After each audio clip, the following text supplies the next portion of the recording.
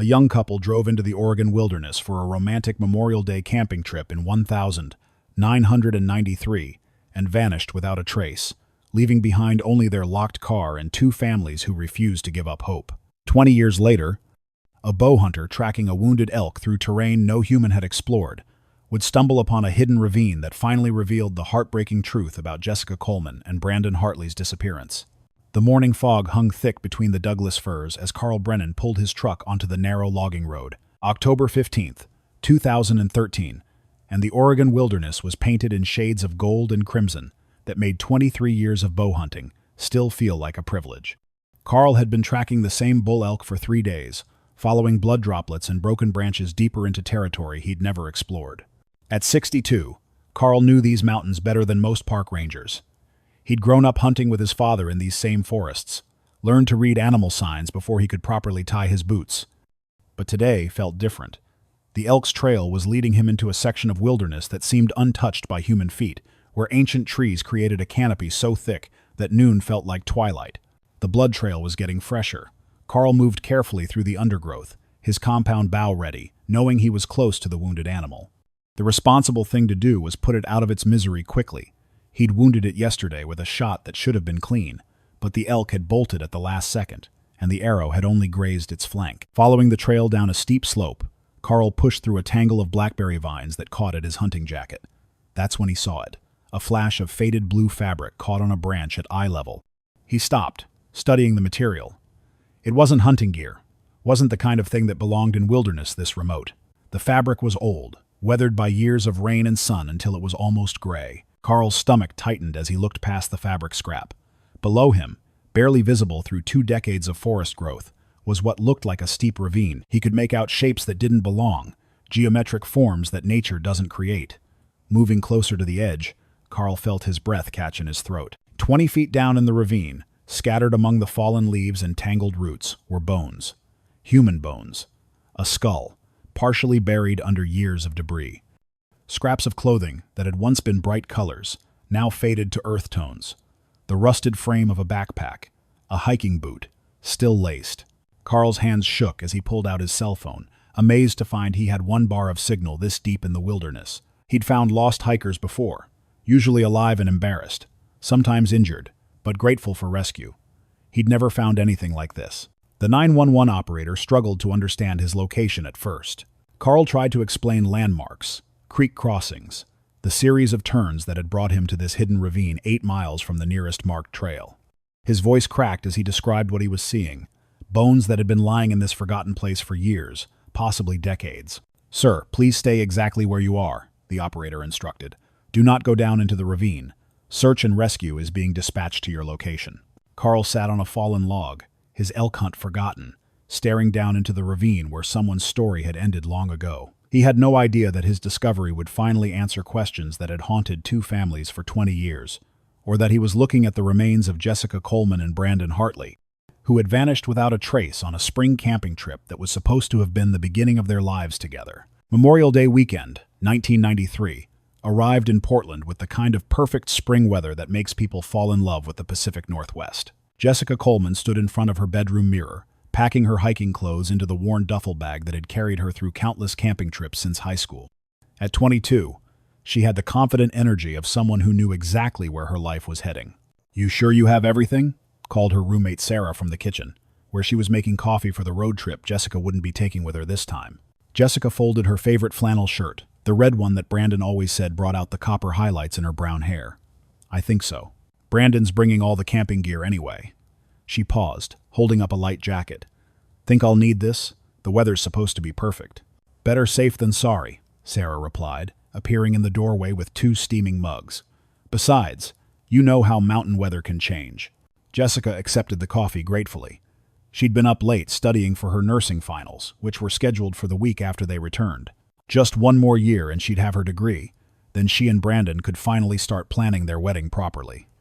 They'd been engaged unofficially for months, ever since he'd hinted about the ring he was saving up to buy. At Brandon's auto shop across town, Brandon Hartley was loading camping supplies into the back of his Ford Explorer. At 24, he'd built a reputation as one of the best mechanics in Southeast Portland, the kind of guy who could diagnose an engine problem just by listening to it idle. His hands were permanently stained with motor oil despite the industrial soap he scrubbed with every night, but Jessica never seemed to mind. "You two lovebirds, be careful up there," his business partner Mike called from under the hood of a Chevy pickup. "Don't do anything I wouldn't do." Brandon grinned, securing the tent with bungee cords. "That doesn't leave us much room for fun." He'd been planning this trip for weeks, ever since Jessica mentioned she needed a break from studying. Crater Lake in late May would be perfect. Not too crowded yet, but warm enough for comfortable camping. The ring he'd bought was hidden in his tackle box, wrapped in tissue paper between the spare fishing line and extra hooks. He'd been carrying it around for 2 weeks, waiting for the perfect moment. A sunset proposal overlooking Crater Lake seemed like something Jessica would remember forever. They met at Jessica's apartment building at noon. Brandon's Explorer loaded with enough supplies for a week, even though they were only planning to stay 3 days. Jessica's parents had taught her to always overpack for camping trips, a lesson that had served her well during their weekend adventures around Oregon. "Ready for this?" Brandon asked, kissing her forehead as he took her duffel bag. "I've been looking forward to it all week," Jessica replied, sliding into the passenger seat. She had no way of knowing that this would be the last conversation Sarah would ever have with her, or that Brandon's careful preparations would prove tragically inadequate for what awaited them in the wilderness. Jessica Coleman and Brandon Hartley had been the kind of couple that made other people believe in love at first sight, even though theirs had actually been love at second sight during a particularly boring chemistry class at Franklin High School. Jessica, the dedicated student who color-coded her notes, had been paired with Brandon, the quiet kid who spent more time sketching car engines in his notebook than paying attention to molecular structures. Their chemistry teacher, Mrs. Patterson, had assigned them as lab partners during their junior year, 1989, hoping that Jessica's academic discipline might rub off on Brandon.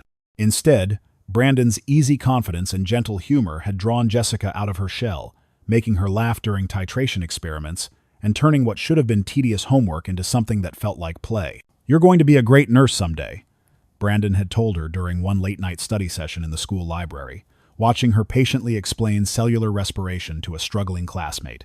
It was the first time anyone had acknowledged her dream of working in medicine, and something in the way he said it made Jessica believe it might actually happen. By senior year, they were inseparable. Jessica's friends envied the way Brandon looked at her, like she was the most interesting person in any room. Brandon's buddies teased him about being whipped, but they secretly wished they could find someone who laughed at their jokes the way Jessica laughed at his. Even their parents, initially skeptical about high school relationships lasting, had come to accept that these two were different. After graduation, while their classmates scattered to colleges across the country, Jessica and Brandon stayed in Portland. Jessica enrolled in the nursing program at Portland Community College, taking classes during the day and working part-time at a medical clinic. Brandon started an apprenticeship at Murphy's Auto Repair, learning everything about engines from a gruff old mechanic who rarely praised anyone but seemed to genuinely like the earnest young man who showed up early every morning. Their Friday night dates might have been dinner at Denny's instead of fancy restaurants, but they were planning a future together with the kind of careful detail that impressed their families. Jessica kept a notebook filled with wedding ideas, magazine clippings of dresses she couldn't afford yet, and lists of songs for a reception that was still years away. Brandon had started a savings account specifically for an engagement ring, adding $20 every week without fail. They'd found their rhythm as a couple.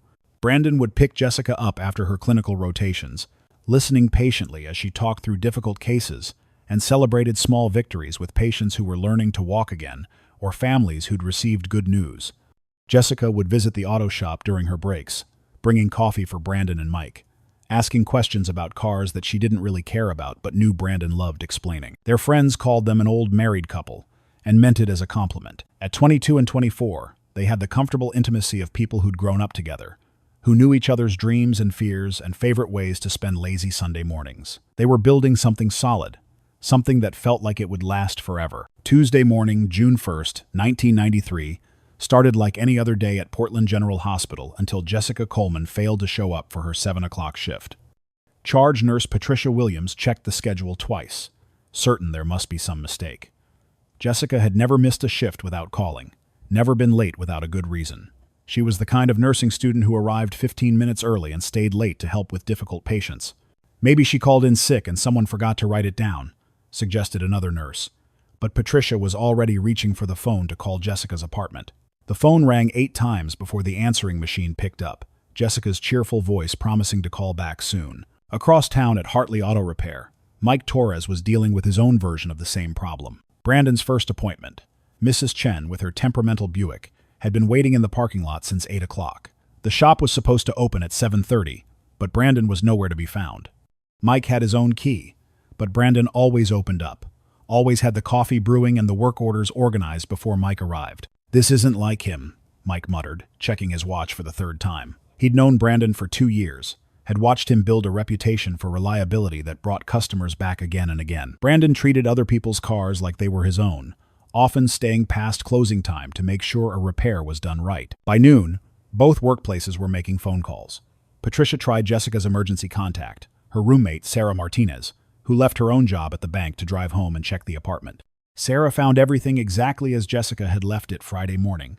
Her nursing textbook still open on the kitchen table, her bed made with military precision, her uniform for Tuesday's shift hanging clean and pressed in the closet. She was so excited about this trip, Sarah told Patricia over the phone, staring at the wedding magazine still scattered across Jessica's desk. Brandon had been planning it for weeks. They were supposed to be back Monday night. Mike called Brandon's parents, waking them from afternoon naps they'd started taking since retirement. Frank Hartley listened to Mike's explanation with growing concern, remembering how Brandon had stopped by Sunday afternoon to show off his new camping gear and talk about proposing to Jessica at Crater Lake. He had that ring with him, Frank told his wife Margaret after hanging up. Said he was finally ready to make it official. By evening, both families were gathered at Jessica's apartment, trying to piece together what might have happened. Brandon's Ford Explorer wasn't in its usual parking spot behind the auto shop. Sarah found Jessica's hospital schedule and confirmed she'd requested Tuesday, Wednesday, and Thursday off for the camping trip. Everything suggested they'd left as planned and simply hadn't returned. Maybe they decided to stay an extra day, Margaret Hartley suggested hopefully. Young people in love don't always keep track of time. But as Tuesday night turned into Wednesday morning with no word from either Jessica or Brandon, the hope began giving way to worry. Something had gone wrong with their perfect romantic getaway, and no one knew where to begin looking for answers. Wednesday morning, June 2nd, 1993, Robert Coleman was behind the wheel of his pickup truck before sunrise, driving toward Crater Lake with the grim determination of a father who knew something was terribly wrong. Jessica's mother, Linda, had wanted to come, but someone needed to stay by the phone in case the kids called home.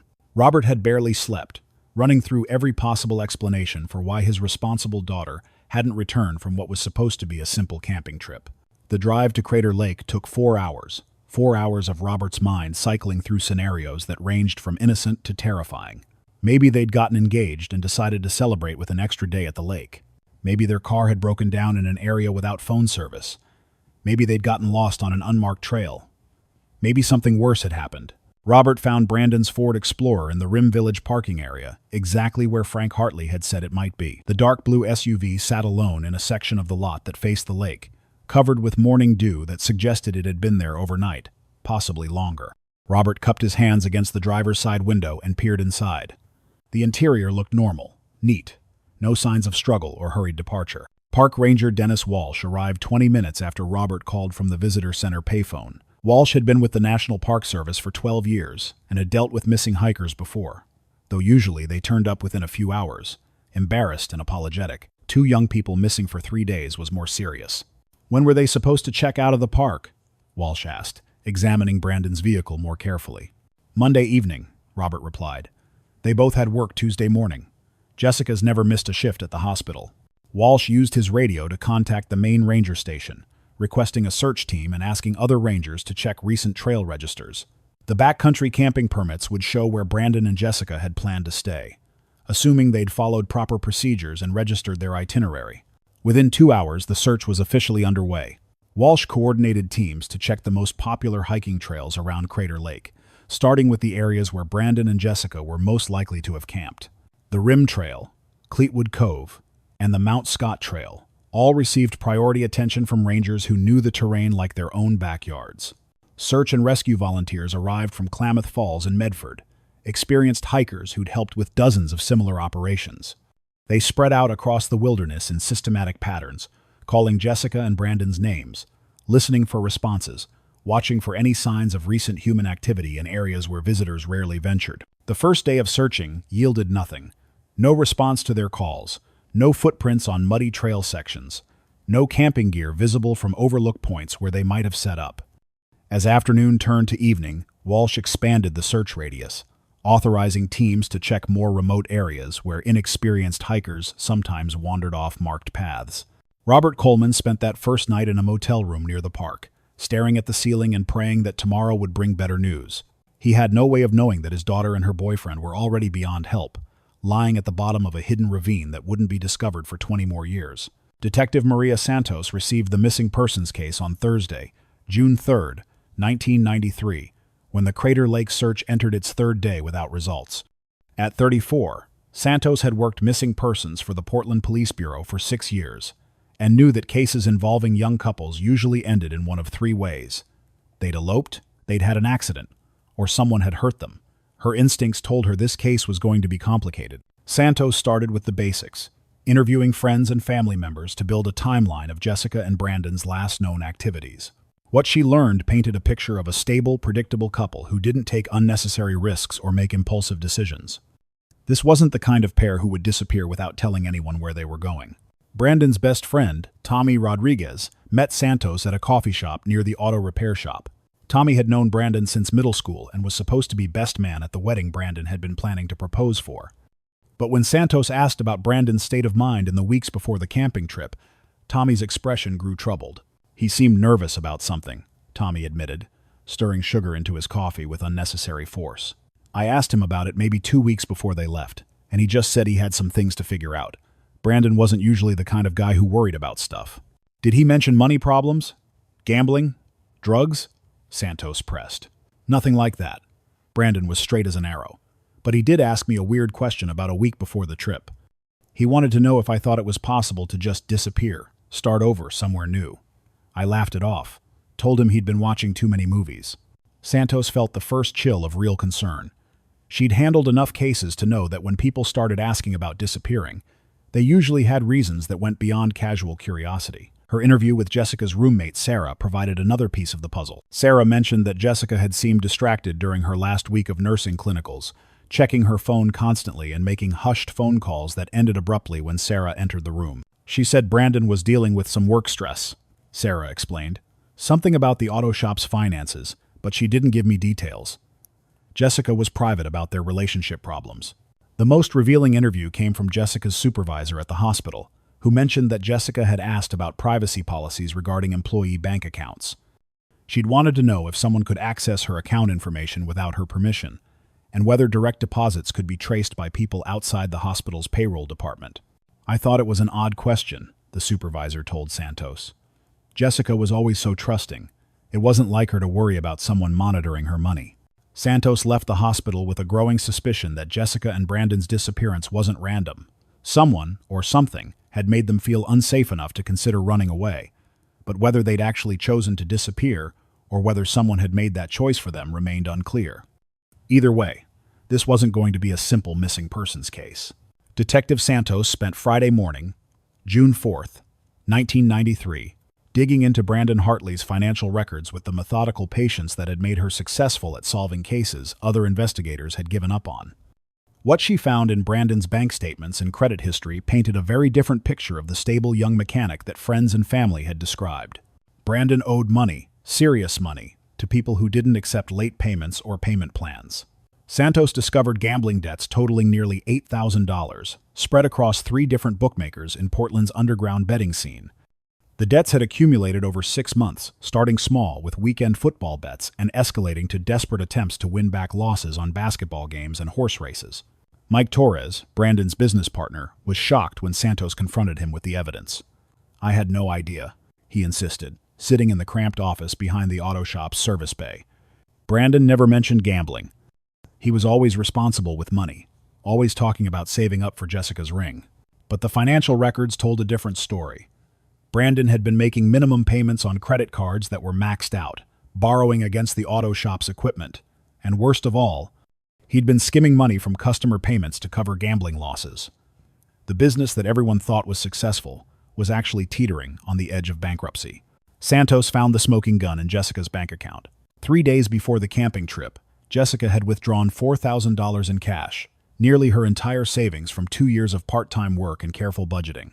The withdrawal slip was signed by Jessica, but the handwriting looked shaky, uncertain. Jessica's diary, found hidden under her mattress by her roommate Sarah, revealed the devastating truth about their relationship's final weeks. The entries showed a young woman struggling with a discovery that had shattered her faith in the man she'd planned to marry. May 15th, found the credit card statements Brandon tried to hide. $8,000. How could he lie to me for so long? Jessica had written in her careful handwriting. May 20th, Brandon confessed about the gambling. Says he can fix this if I help him. Doesn't understand that it's not about the money anymore. It's about the lying. The most heartbreaking entry was dated May 25th, just 3 days before their camping trip. Gave Brandon the money from my savings. He cried and promised this was the end of it, that we could start fresh. I want to believe him, but trust feels broken. Maybe getting away together will help us figure this out. Santos realized that Jessica and Brandon's romantic camping trip had actually been an escape from creditors who were growing increasingly impatient. Phone records showed that Brandon had received several threatening calls in the weeks before their disappearance, calls from unlisted numbers that lasted only seconds. The kind of brief, intimidating contacts that bookmakers use to remind debtors of overdue payments. The question now was whether Jessica and Brandon had successfully disappeared to start over somewhere new, or whether the people Brandon owed money to had followed them into the wilderness to collect what they were owed. Either way, Santos was no longer looking for missing hikers. She was investigating a case that involved dangerous people and desperate choices. The first supposed sighting came on June 8, 1993, from a truck stop waitress in Winnemucca, Nevada. Dolores Martinez was certain she'd served breakfast to a young couple matching Jessica and Brandon's description. The woman had distinctive reddish-brown hair and kept checking her watch nervously, while the man paid with crumpled $20 bills and asked about bus schedules to California. I remember them because they seemed scared, Dolores told Detective Santos over the phone. The girl barely touched her eggs, and the guy kept looking out the window like someone was following them. They left without finishing their coffee. Santos felt her first spark of hope in days. If Jessica and Brandon had made it to Nevada, they were alive and trying to disappear on their own terms rather than being victims of Brandon's creditors. She coordinated with Nevada State Police to check bus stations and motels along Highway 80, looking for any trace of the couple's trail. But the hope was short-lived. Security footage from the truck stop showed a couple who resembled Jessica and Brandon from a distance, but when Santos enhanced the images, it was clear these were different people entirely. The woman was older, her hair a different shade, and the man was too tall to be Brandon.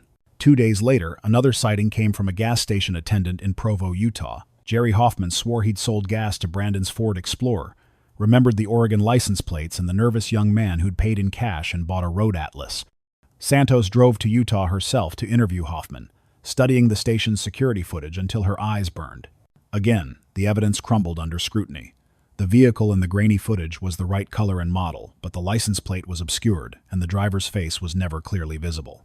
Hoffman had served hundreds of customers that week, and admitted under questioning that he might have confused details from multiple transactions. The most cruel false lead came from Jessica's own family. Linda Coleman received a phone call on June 15th from someone claiming to be Jessica, a voice muffled by static and a bad connection. The caller said she was safe, that she and Brandon were starting over somewhere new, and that the family shouldn't look for them. It sounded like her, Linda told Santos through tears. The voice was right. She knew family details that only Jessica would know, but something felt wrong about it. Jessica would never put us through this worry without explaining why. Santos had the call traced, but it had come from a payphone in downtown Portland, suggesting either that Jessica and Brandon had never left the area, or that someone was playing a sick game with the family's emotions. The cruelest possibility was that someone who knew Jessica well enough to imitate her voice was deliberately misleading the investigation. Each false sighting sent search teams in new directions, wasted precious resources, and gave the families hope that was repeatedly crushed. Santos began to suspect that someone was deliberately planting false leads to keep the investigation confused and scattered.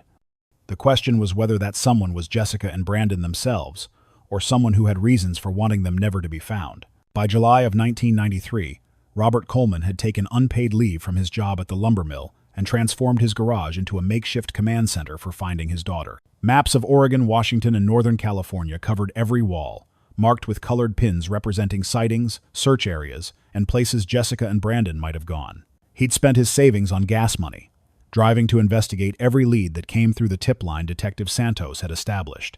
"Dad, you need to eat something," Jessica's younger sister Amy pleaded, finding her father hunched over a topographical map at 2 a.m, tracing hiking trails with a red marker. Robert had lost 20 pounds in 6 weeks. his clothes hanging loose on a frame that seemed to shrink a little more each day. "She's out there somewhere, Amy," Robert replied without looking up. "Jessica's smart. She's resourceful. If they're hiding, she'll find a way to contact us when it's safe." The Coleman house had become a place where time stopped moving forward. Linda maintained Jessica's bedroom exactly as she'd left it, washing the sheets every week and keeping fresh flowers on the nightstand. She cooked dinner for 4 people every evening, setting Jessica's place at the table and leaving the porch light on in case her daughter came home in the darkness. "The neighbors think I've lost my mind," Linda confessed to her sister during one of their daily phone calls. "Maybe I have. But what if she comes home and finds we've given up on her? What if she thinks we didn't care enough to wait?" Across town, the Hartley family was dealing with their own version of the same nightmare. Margaret Hartley had started attending every church service at Street, Mary's lighting candles for Brandon's safe return, and organizing prayer groups that met twice a week. Frank Hartley had hired 3 different private investigators, spending their retirement savings on professionals who promised results, but delivered only more questions.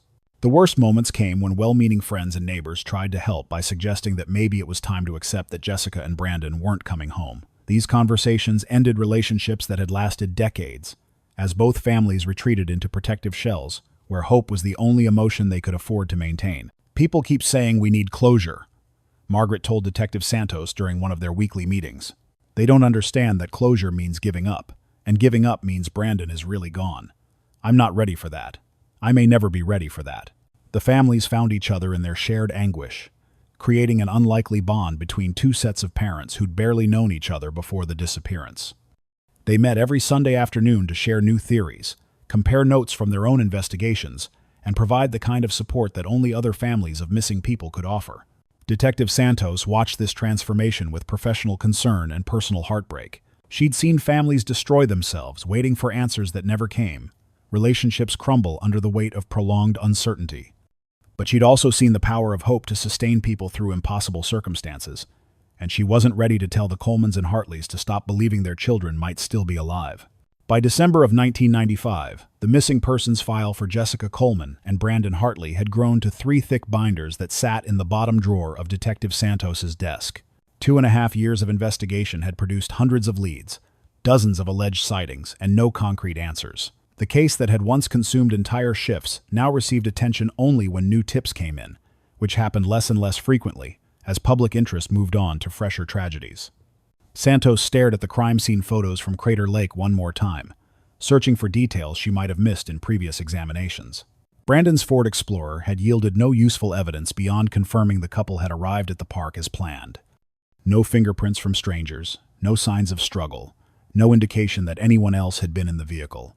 It was as if Jessica and Brandon had simply walked away from their car and vanished into thin air. The official search had been suspended after 6 months, when it became clear that standard missing person protocols had been exhausted. Search and rescue teams had covered hundreds of square miles around Crater Lake, checked every trail, explored every cave system accessible to amateur hikers. If Jessica and Brandon were somewhere in that wilderness, they were in a location that experienced searchers with professional equipment couldn't find. "I'm not giving up on this case," Santos told her sergeant, Lieutenant Williams, during their end-of-year review. "Something happened to those kids, and somebody knows what it was." "I know you care about this one, Maria," Williams replied, "but we've got active cases that need your attention, missing persons that are fresh, where we might actually be able to help. The Coleman girl and her boyfriend, if they're alive, they don't want to be found. If they're dead, we've done everything possible to locate them." Santos understood the reality of police work. Resources were limited, caseloads were heavy, and departments couldn't afford to have detectives spending weeks on investigations that had gone cold. But she also understood that families like the Colemans and Hartleys needed someone to believe that answers were still possible, even when the trail had gone completely dark. She moved the case files to her personal filing cabinet at home, a collection of unsolved mysteries that she reviewed during quiet evenings when active cases weren't demanding her immediate attention. Jessica and Brandon's disappearance joined 3 other cold cases that haunted her sleep, faces of missing people who deserved better than being forgotten when their stories became inconvenient. The families continued their own investigations, now working without official police support. Robert Coleman had become an expert on missing persons databases, checking new entries every week for any trace of his daughter. The Hartleys maintained contact with private investigators who called occasionally with leads that never led anywhere meaningful. Santos promised herself that she'd never officially close the case, never filed the paperwork that would move Jessica and Brandon from missing to presumed dead. Somewhere in the mountains of Oregon, she believed, lay evidence that would eventually provide answers. She just hoped she'd still be around to find it when that evidence finally surfaced, and that the families would live long enough to learn the truth about what had happened to their children. In 2003, Detective Santos, now a lieutenant with graying hair and reading glasses, received a call that made her heart race for the first time in years. The Oregon State Police had acquired new aerial survey equipment capable of photographing wilderness areas with unprecedented detail, and they were offering to re-examine cold cases involving missing persons in remote locations. "We can see things now that were impossible to spot 10 years ago," explained Captain James Morrison from the State Police Aviation Unit. "Heat signatures, ground disturbances, even objects as small as a backpack if they're not completely covered by vegetation. If your missing couple left any trace in that wilderness, we might finally be able to find it." Santos pulled the Coleman Hartley files from her home office, amazed at how thick they'd grown over the decades since the case had officially gone cold. GPS technology had advanced dramatically since 1993, allowing search teams to map areas with precision that earlier investigators could only dream about. What had once been described as approximately 2 miles northeast of the Rim Trail could now be located within a few feet of accuracy. The new search began in April, using helicopters equipped with thermal imaging cameras and high-resolution photography equipment. Santos accompanied the flight crews, studying the landscape below through equipment that could penetrate forest canopy and identify objects that human searchers would never notice from ground level. "The problem with the original search," Morrison explained as they flew over areas that had been covered repeatedly in 1993, "is that we were looking in places where people normally go. If your couple was trying to hide, or if someone wanted them hidden, they wouldn't have chosen locations near marked trails or popular camping areas." The aerial surveys revealed just how vast and complex the Crater Lake wilderness really was. From the air, Santos could see ravines and hidden valleys that weren't visible from any hiking trail, areas where someone could disappear completely without leaving traces that ground-based searchers would ever discover. The forest had grown and changed in the decades since Jessica and Brandon's disappearance, with fallen trees and new growth creating natural camouflage for anything that might be hidden beneath. After 3 days of flying, the teams had photographed over 500 square miles of wilderness, creating a digital map more detailed than anything that had existed when the couple first went missing. Computer analysis of the images identified dozens of anomalies that warranted ground investigation, objects that appeared artificial in landscapes where everything should be natural. Most of the anomalies turned out to be false alarms, discarded camping equipment from other hikers, reflections from natural rock formations, or shadows that looked suspicious from above, but proved innocuous when examined up close. But Santos felt something she hadn't experienced in years: genuine hope that technology might finally provide answers that human intuition and determination had failed to uncover. "If they're out there, we're going to find them," Morrison assured Santos as they prepared for another day of aerial searching. "It's just a matter of looking in the right places with the right equipment." Santos nodded, thinking about Linda Coleman, who still called every few months to ask if there were any new developments in her daughter's case. Maybe this time, Santos would finally have something meaningful to tell her.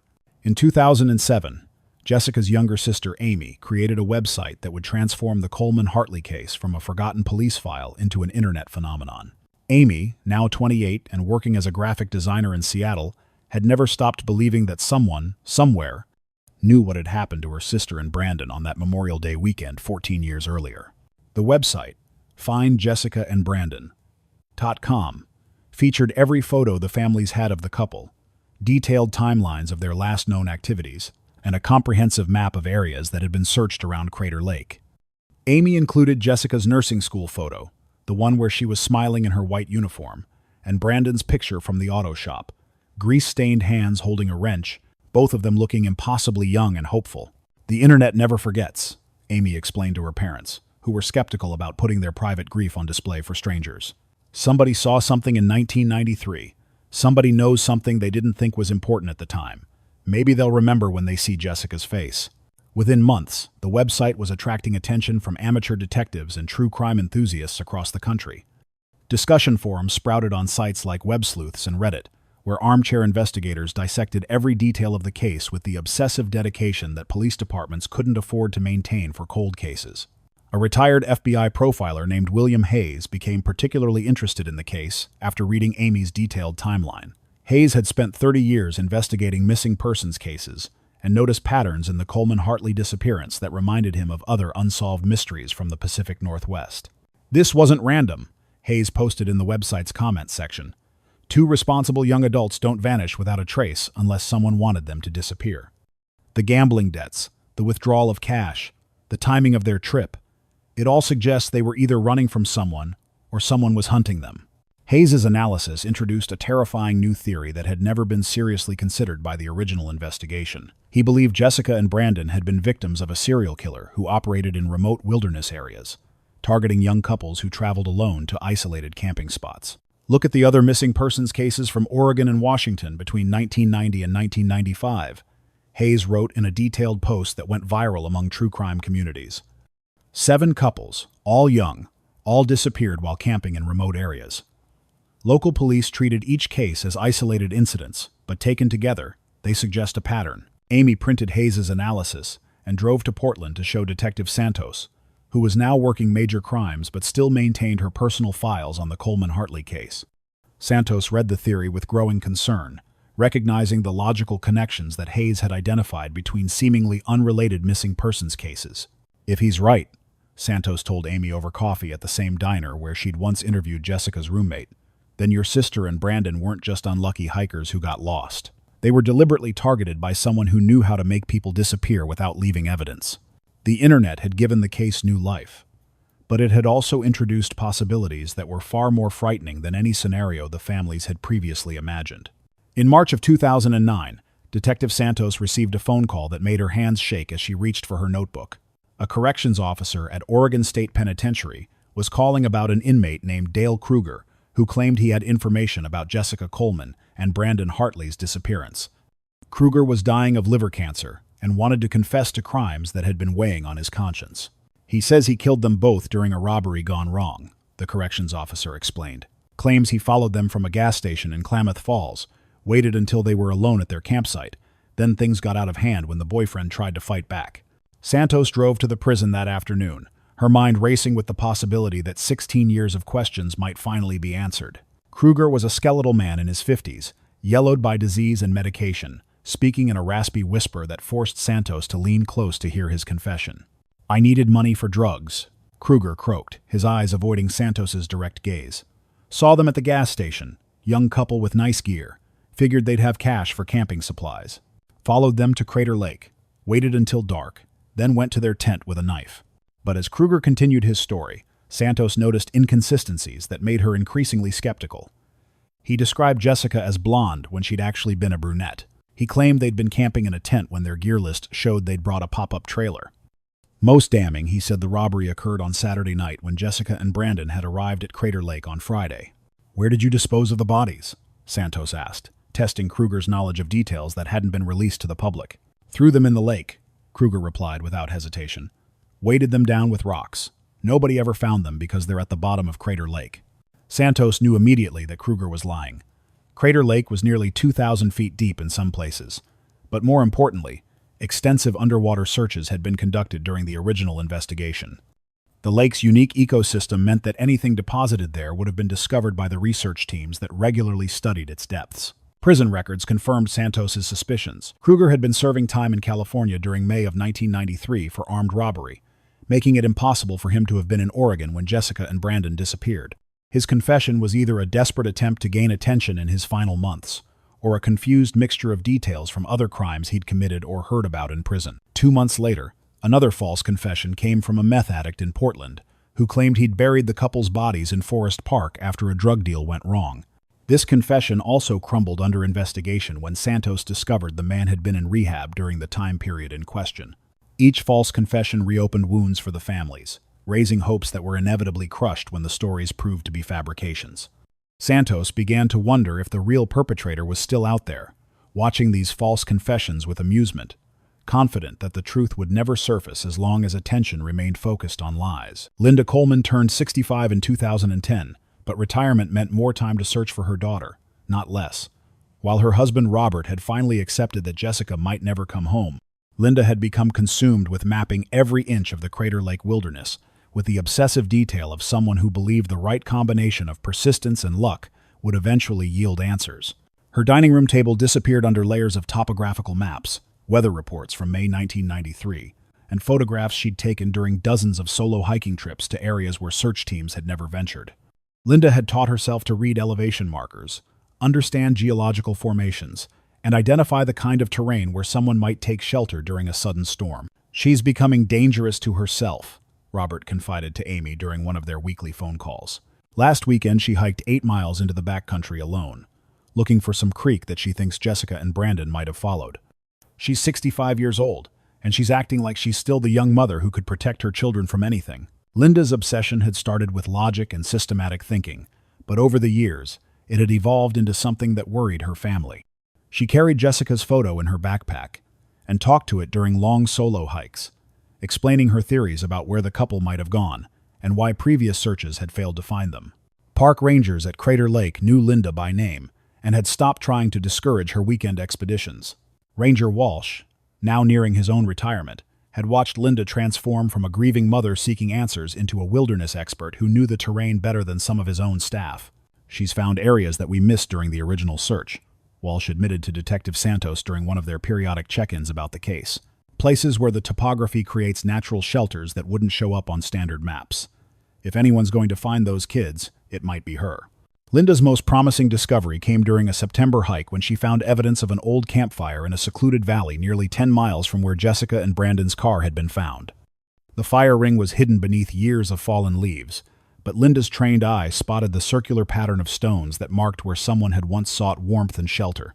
"This fire wasn't made by experienced campers," Linda told Santos, showing her photographs of the primitive stone circle. "The rocks are all wrong, placed by someone who didn't know proper fire safety. It looks like something desperate people would build, people who were lost and scared." Carbon dating of charcoal from the fire pit revealed that it had been used sometime in the early 1990s, making it contemporary with Jessica and Brandon's disappearance. But the location was so remote, so far from any marked trail, that it seemed impossible that two people carrying normal camping gear could have reached it. Linda continued her solitary expeditions despite her family's concerns, driven by a mother's intuition that told her Jessica was still out there somewhere, waiting to be found by someone who loved her enough to never stop looking. May 26, 2013, marked exactly 20 years since Jessica Coleman and Brandon Hartley had driven away from Portland for what was supposed to be a romantic 3-day camping trip to Crater Lake. The anniversary brought renewed media attention to a case that had become Oregon's most enduring missing persons mystery, with local television stations running retrospective stories that asked the same unanswerable questions that had haunted investigators for 2 decades.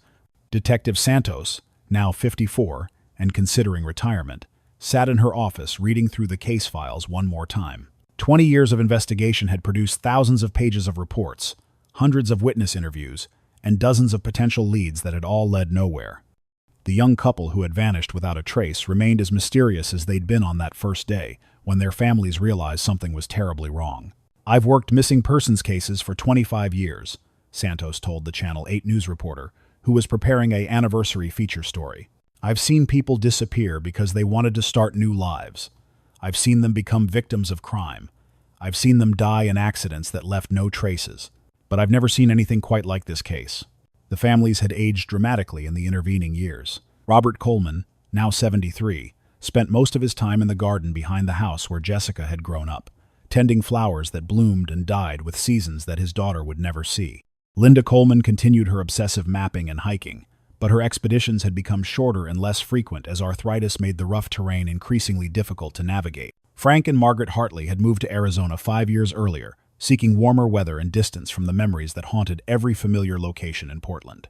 They'd left forwarding addresses with Detective Santos and Amy Coleman's website, but they'd stopped actively searching for their son, accepting that some questions would never be answered in their lifetimes. Amy Coleman, now 34, and married with 2 children of her own, maintained the website that had become a gathering place for true crime enthusiasts and amateur investigators.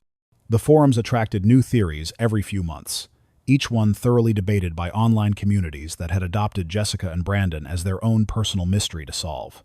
"People ask me if I think my sister is still alive," Amy told the news reporter during her interview for the anniversary story. "Honestly, I don't know anymore. Part of me hopes she and Brandon found a way to disappear and start over somewhere safe. Part of me thinks they died in an accident that first weekend, and their bodies are somewhere in that wilderness where nobody's looked yet." The most painful reality was how completely Jessica and Brandon had vanished from the world they'd known. No credit card activity, no social security usage, no employment records, no medical visits, nothing that would suggest they'd continued living under their own names or new identities. It was as if they'd simply ceased to exist on that Memorial Day weekend 20 years earlier. Detective Santos closed the case files, knowing she'd probably never open them again before her retirement.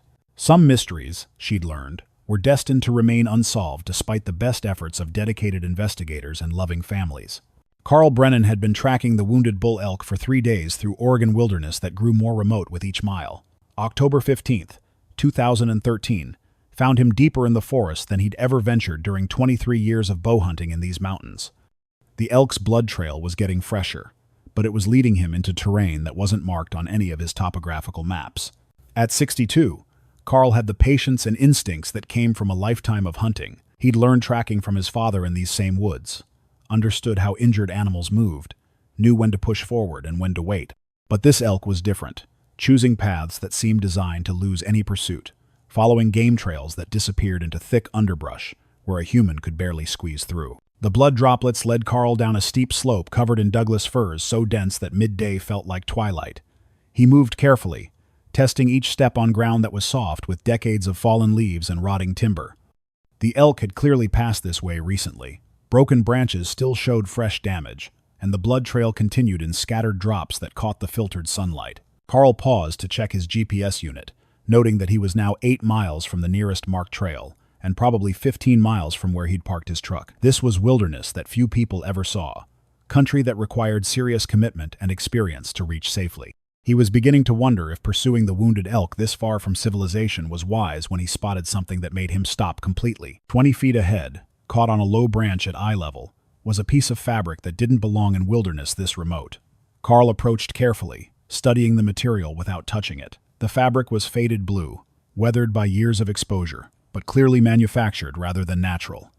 It looked like it had once been part of a shirt or jacket, torn loose and left hanging like a flag marking some long-forgotten passage. Following the direction the fabric seemed to indicate, Carl pushed through a tangle of blackberry vines that scratched at his hunting clothes and caught his bow case. Beyond the vines, the ground dropped away sharply, into a ravine that was completely hidden from casual observation.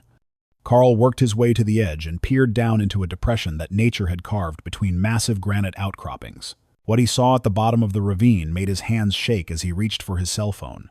Scattered among the fallen leaves and forest debris were shapes that clearly didn't belong to the natural landscape. Bones, clothing, equipment, the unmistakable remains of human presence in a place where no living person should have been able to reach. Carl managed to get 1 bar of cell signal and called 911 with trembling fingers. As he waited for search and rescue teams to arrive, he realized he was looking at the answer to questions that had haunted families and investigators for 20 years.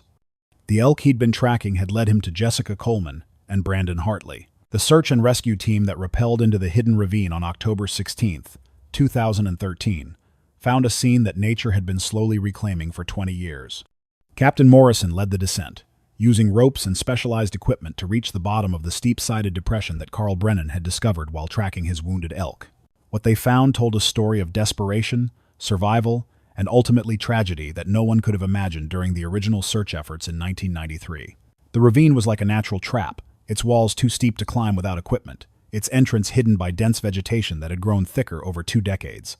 Scattered across the ravine floor were the remains of what had once been an improvised campsite. A torn section of blue tarp was stretched between 2 fallen logs, weighted down with rocks in a crude attempt to create shelter. The fabric that Carl had found hanging on the branch above had clearly torn loose from this makeshift roof during one of the many storms that had battered the area over the years. Jessica Coleman's nursing school backpack, faded and partially buried under fallen leaves, still contained items that told the story of their final days. Her journal, protected by a plastic bag, held entries that revealed how she and Brandon had fallen into the ravine during their first night of camping, injured and unable to climb out. May 27, 1993. Jessica had written in increasingly shaky handwriting. Brandon's leg is definitely broken. We tried to climb out this morning, but the walls are too steep and the rocks are loose. Brandon made it about halfway up before falling back down. We're going to try signaling with the mirror from my compact. Brandon's remains were found near what appeared to be the remnants of a signal fire, stones arranged in a circle where he'd apparently tried to create smoke visible from above. His wallet was still in his back pocket, containing their identification and the engagement ring he'd planned to give Jessica at Crater Lake. The forensic team worked carefully to document everything before removing any evidence. Dr. Patricia Chen, the medical examiner, noted that both sets of remains showed signs of injuries consistent with falling into the ravine, but no evidence of violence from another person. Jessica's final journal entry, dated June 2nd, revealed the heartbreaking reality of their last days. Brandon is getting worse. His fever won't break, and I can't do anything without proper medical supplies. We've been here a week. Brandon keeps saying someone will find us, but I don't think anyone knows where to look. If something happens to us, I want our families to know we tried to get home. We tried so hard. The location explained why 20 years of searching had failed to find them. The ravine was invisible from above, accessible only through the difficult route that Carl's wounded elk had inadvertently revealed. Jessica and Brandon had survived for at least a week after their disappearance, calling for help that never came, fighting to stay alive in a natural prison that had ultimately become their tomb. Dr. Patricia Chen had been Oregon's chief medical examiner for 15 years, but she'd never worked a case quite like the remains recovered from the hidden ravine.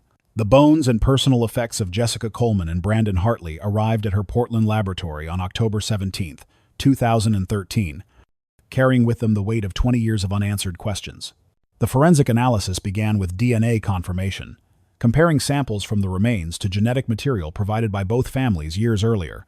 Within 48 hours, Chen had definitive proof that the couple found in the ravine were indeed Jessica and Brandon, ending 2 decades of speculation about their fate. The skeletal remains show clear evidence of trauma consistent with a significant fall, Chen explained to Detective Santos during their examination of the evidence. Both victims sustained multiple fractures, but these were survival injuries, not fatal wounds. They lived for an extended period after the initial accident. Brandon's remains told the story of a young man who had fought desperately to save both himself and Jessica. His left femur showed a compound fracture that would have made walking impossible, but there were signs that he'd attempted to fashion a crude splint using branches and strips of fabric torn from their clothing. Jessica's remains revealed the extent of her medical training and her determination to help Brandon despite her own injuries. Chen found evidence that Jessica had suffered internal bleeding, likely from damage to her spleen during the fall, but had somehow managed to tend to Brandon's injuries using supplies from her nursing student kit. The most heartbreaking evidence came from Jessica's personal effects. Her nursing textbook, protected inside a plastic bag, contained handwritten notes about treating fractures and preventing infection in wilderness conditions. She'd apparently tried to use her medical knowledge to keep Brandon alive, even as her own condition deteriorated. Brandon's journal, discovered near his remains, provided a day-by-day account of their struggle to survive. His entries began with optimism about being rescued, but gradually became more desperate as days passed without any sign of searchers finding their hidden location. Day 4. Jessica is getting weaker but won't admit it. She keeps checking my leg and changing the bandages. I tried to climb out again today, but only made it about 10 feet before the pain got too bad. We can hear helicopters sometimes, but they're too far away to see us down here.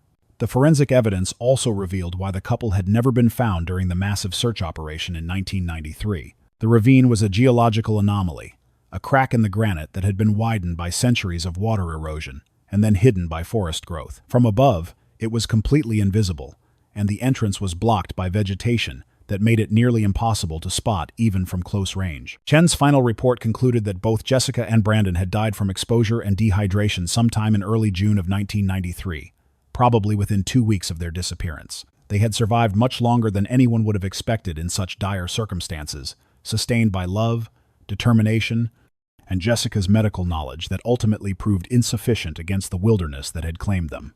The final pieces of Jessica Coleman and Brandon Hartley's story emerged as investigators reconstructed their last days using evidence from the ravine, weather records from May 1993, and the detailed journals both had kept during their final weeks of life. What emerged was a tragedy that had nothing to do with gambling debts, serial killers, or any of the theories that had consumed investigators for 20 years. Detective Santos sat in the conference room at Portland Police Bureau on November 5, 2013, surrounded by evidence that finally answered every question about the couple's disappearance. Weather Service records showed that Memorial Day weekend of 1993 had been struck by an unexpected late spring storm, with temperatures dropping 30 degrees overnight and heavy rain that continued for 3 days. They were caught completely off guard, Santos explained to the assembled families during the briefing that would finally bring closure to their 20-year ordeal. Brandon's journal shows they arrived at Crater Lake Friday afternoon in perfect weather. They decided to hike further than originally planned, looking for a more secluded camping spot away from other visitors. The reconstruction showed that Jessica and Brandon had followed an unmarked game trail that led them deeper into the wilderness than they'd intended. As evening approached and the weather began to deteriorate, they'd been looking for shelter when Brandon stepped too close to the edge of what appeared to be solid ground but was actually the concealed entrance to the ravine. Brandon fell first, Santos continued, reading from his journal entries. Jessica tried to help him and fell herself. The walls of the ravine were too steep and unstable for them to climb out, especially with Brandon's broken leg making him unable to assist in any rescue attempt. Jessica's medical training had kept them alive far longer than would normally be possible. She'd rationed their limited food supply, treated Brandon's injuries with improvised medical techniques, and maintained detailed records of their condition that revealed both her competence and her growing desperation. Brandon's journal contained a love letter to Jessica written on what he must have known would be his final day. Jess keeps saying we're going to get out of here, but I know she's just trying to keep my spirits up. I want her to know that these have been the best days of my life, even trapped down here. If we don't make it home, I want everyone to know that Jessica tried everything to save us. She's the strongest person I've ever known. The engagement ring that Brandon had planned to give Jessica at Crater Lake was found on her finger, suggesting that he'd proposed during their final days together. Jessica's last journal entry, barely legible, simply read, "Brandon asked me to marry him yesterday. I said yes. We're going to be okay." The truth was simultaneously heartbreaking and beautiful. Jessica and Brandon hadn't been victims of violence or elaborate conspiracies.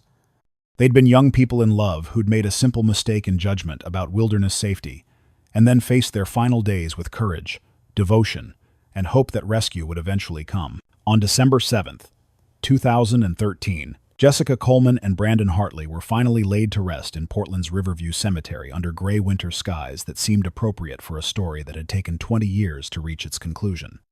The funeral service brought together families, friends, and investigators who had spent 2 decades searching for answers that had been hidden in an Oregon ravine. Linda Coleman stood beside her daughter's casket, holding the engagement ring that Brandon had placed on Jessica's finger during their final days together. After 20 years of obsessive searching, Linda had found a strange peace in finally knowing what had happened to her daughter. The uncertainty that had consumed her life was gone, replaced by grief that was pure and clean and final. Jessica always said she wanted to help people, Linda told the congregation gathered in the small chapel. Even at the end, trapped and hurt, she was taking care of Brandon, using everything she'd learned in nursing school to try to save them both. That's how I want to remember her, not as a victim, but as someone who chose love over fear, even when everything seemed hopeless. Detective Santos attended the service in her dress uniform, carrying with her the weight of a case that had defined much of her career. She'd spent 20 years believing that Jessica and Brandon had been victims of crime, never imagining that their disappearance had been the result of a simple hiking accident that had spiraled into tragedy. Carl Brennan, the hunter whose elk tracking had led to their discovery, sat in the back of the chapel, feeling both honored and burdened by his role in bringing them home. The families had insisted he attend, thanking him for giving them the closure they'd never thought possible. Amy Coleman spoke about the sister she'd never stopped missing, reading from Jessica's nursing school essays about wanting to work in emergency medicine to help people during their most vulnerable moments. Jessica got her wish, Amy said through tears. She spent her final days being exactly the kind of nurse she'd always wanted to be, caring for someone she loved when he needed her most. The service concluded with the burial of both Jessica and Brandon in adjacent plots that their families had chosen together. After 20 years of searching separately, the Colemans and Hartleys had become united in their shared loss and their relief at finally having answers. Robert Coleman, now 74 and using a walker, placed a white rose on his daughter's casket and whispered words that only he could hear. Margaret and Frank Hartley, who had flown in from Arizona, performed the same ritual for Brandon, finally able to grieve for a son they'd never stopped hoping might come home alive. As the families gathered for a reception after the burial, the conversation wasn't about the 20 years of searching or the theories that had proven wrong. Instead, they shared memories of Jessica and Brandon as they'd been in life, young, hopeful, and deeply in love. The mystery that had consumed so many lives was over, but the love story at its heart would be remembered forever. Jessica and Brandon had finally come home, carried back to their families by a stranger who had cared enough to report what he had found and guide others to the truth that had been hidden for 21 years in the Oregon wilderness.